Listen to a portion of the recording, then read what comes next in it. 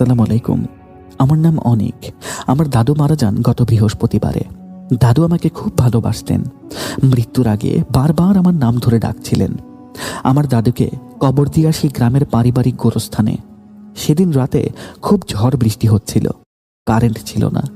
আমরা সবাই ড্রয়িং রুমে মোমবাতি জ্বালিয়ে বসেছিলাম। হঠাৎ সদর দরজায় কড়া নাড়ার শব্দ হলো। এই রাতে এই দুর্যোগে কে আসবে? বাবা জিজ্ঞেস করলেন, কে? কোনো উত্তর নেই। আবার কড়া নাড়ার শব্দ, এবার আরো জোরে। মা ভয়ে বাবাকে দরজা খুলতে মানা করলেন, কিন্তু শব্দটা থামল না। মনে হচ্ছিল কেউ খুব অস্থির হয়ে দরজা ভাঙার চেষ্টা করছে। আমি জানালার পর্দা একটু সরিয়ে বাহিরে দেখার চেষ্টা করলাম। বিদ্যুৎ চমকালো, আর সেই আলোতে আমি যা দেখলাম আমার রক্ত হিম হয়ে গেল। বারান্দায় দাঁড়িয়ে আছেন দাদু, পরনে সেই কাফনের কাপড় যেটা আমরা পরিয়ে দিয়েছিলাম। বৃষ্টির পানিতে কাপড়টা শরীরের সাথে লেপটে গেছে, কাদা মাখানো। দাদুর মুখটা মাটির দিকে নামানো। সে আমাকে বলল, অনেক দাদু ভাই, দরজাটা খোলো। নিচে খুব অন্ধকার, আমার ভয় করছে। দাদু সেই পরিচিত গলা, কিন্তু তাতে একটা অদ্ভুত যান্ত্রিক ভাব। আমি কাঁপা কাঁপা গলায় জিজ্ঞাসা করলাম, দাদু, তুমি তো মারা গেছো।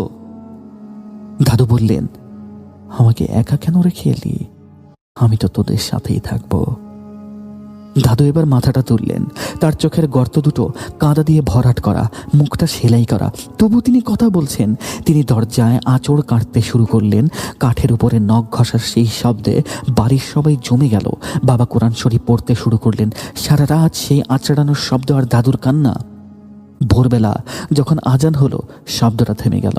আমরা সকালে দরজা খুলে দেখি বারান্দায় প্রচুর কাদা আর কাফনের কাপড়ের টুকরো পড়ে আছে। দরজার কাঁধে গভীর নখের দাগ। আর আমার দাদুর কবর চেক করতে গিয়ে দেখি কবরের মাটি এলোমেলো, যেন ভেতর থেকে কেউ ঠেলে বের হওয়ার চেষ্টা করেছিল, কিন্তু লাশটা ভেতরেই ছিল। সেই থেকে প্রতি অমাবস্যায় আমরা দরজার বাহিরে দাদুর গলার স্বর শুনতে পাই। তিনি এখনো ঘরে ঢোকার আকুতি করতে থাকেন। এই ছিল আমার ঘটনা। আসসালামু আলাইকুম।